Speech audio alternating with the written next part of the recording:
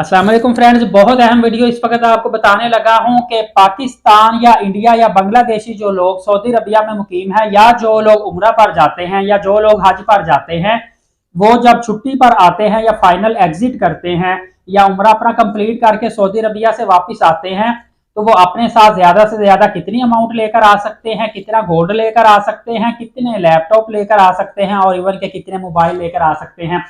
काफी दोस्तों के साथ फ्रेंड्स ऐसा हुआ है कि उनको इस चीज का आइडिया ही नहीं था, कस्टम के एयरपोर्ट के रूल्स एंड रेगुलेशन पता ही नहीं था, फिर उनको नुकसान हुआ है। मेरे साथ दुबई में ऐसा हुआ था, काफी ज्यादा लोगों का सामान मेरे देखते देखते, उन्होंने एक्सपेंसिव सामान था लेकिन उससे एक्सपेंसिव उनको कस्टम पड़ रहा था, तो उन्होंने वहीं पे जो बॉक्स पड़ा होता है एयरपोर्ट में, ड्रॉप बॉक्स जहां पे सामान अपना ड्रॉप कर देते फेंक देते हैं, वहां पे उन्होंने फेंक दिया था। तो इसलिए इन्फॉर्मेटिव वीडियो आप तक लाजमी लेकर आया हूं, आपने आखिर तक देखनी है ताकि आपको इन्फॉर्मेशन मिल सके और दूसरों तक शेयर करनी है। सबसे पहले आपको बताता चलूं कि आप सऊदी अरबिया से ज्यादा जो रियाल करेंसी है 60,000 रियाल तक लेकर आ सकते हैं। 60,000 से ज्यादा आप रियाल सऊदी अरबिया से नहीं लेकर आ सकते। यहाँ पे मैं एक बात आपको बताता चलूं, जो लोग फाइनल एग्जिट पर आए हैं, अपने तमाम तर क्लियरेंस लेकर आ रहे हैं, या कुछ ऐसे लोग जिनकी अच्छी सैलरी होती है 15-20 हजार रियाल तक होती है, तो अक्सर इन लोगों के पास बड़ी अमाउंट होती है। इनके लिए 60,000 रियाल कुछ भी नहीं होता, इनके पास 1-1 लाख रियाल होता है। लेकिन याद रखिए, ये भी 60,000 रियाल से ज्यादा नहीं लेकर आ सकते। बाकी की जो अमाउंट है इनको थ्रू बैंकिंग चैनल ट्रांसफर करना पड़ती है ताकि वो गवर्नमेंट के रिकॉर्ड में आ जाए। इसी तरह याद रखिएगा कि अगर जिन लोगों ने, फॉर एग्जांपल एक बंदा 60,000 रियाल लेकर आ रहा है और सऊदी अरबिया में वो वर्कर है, उसकी सैलरी सिर्फ 1200-1300 रियाल थी, तो कस्टम वाले उससे इंक्वायरी भी कर सकते हैं कि आपने ये 60,000 रियाल कहां से लिया है। ये चीजों का आपने ख्याल रखना है। समटाइम नहीं भी इंक्वायरी होती, लेकिन 60,000 रियाल से अगर ज्यादा होगा तो डेफिनेटली इंक्वायरी भी होगी और कस्टम का फॉर्म भी आपको फिल करना पड़ेगा, उस पर टैक्स भी आपको काफी देना पड़ता है, इवन के वो आपको फिर ट्रांसफर करने पड़ेंगे, वो आप साथ लेकर नहीं आ सकते। इसी तरह एक और बात का ख्याल रखें कि यही अमाउंट जब आप लेकर पाकिस्तान, इंडिया, बांग्लादेश में जाते हैं, वहां अगर आप एयरपोर्ट पर एक्सचेंज करवाते हैं रियाल, तो वहां पर आपको 25 से 30% टैक्स भी इसके ऊपर हर सूरत में पे करना पड़ता है, या फिर वहां भी कस्टम वाले आपसे इंक्वायरी करेंगे। इन बातों का आपने ख्याल रखना है, आपको परेशानी ना हो।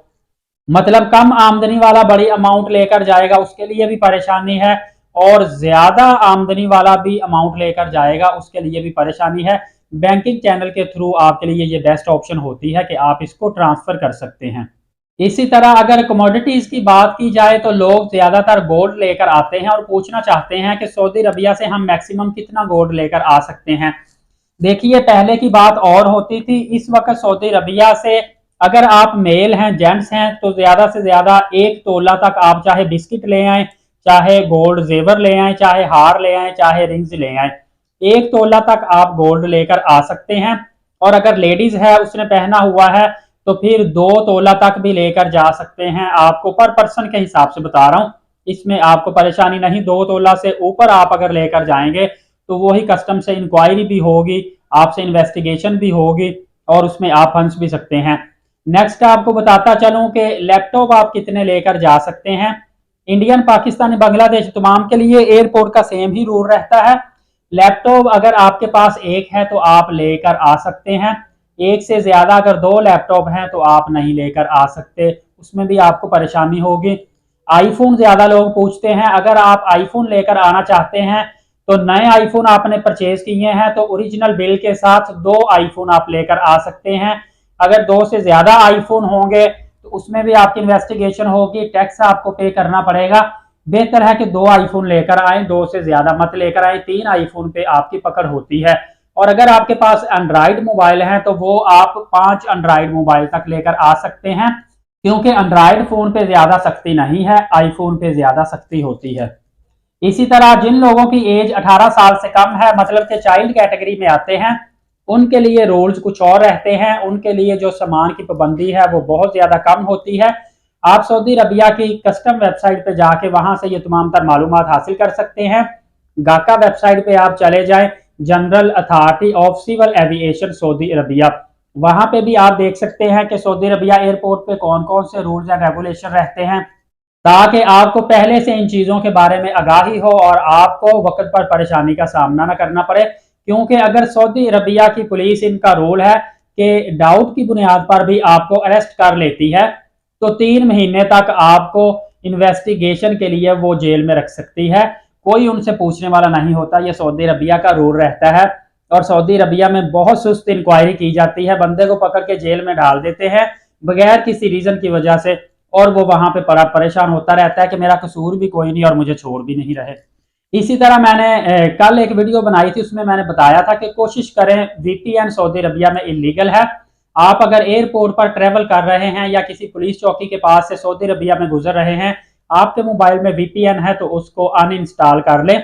दोबारा फिर आपने उसको डाउनलोड करना भी है तो आप फिर अपने होटल रूम में जाके कर सकते हैं। इस पे कौन सा टाइम लगता है, क्योंकि ज्यादातर जो खारजी लोग होते हैं, गैर मुल्की, वो अपने फैमिलीज के साथ बात करने के लिए व्हाट्सएप पर वीपीएन इस्तेमाल करते हैं।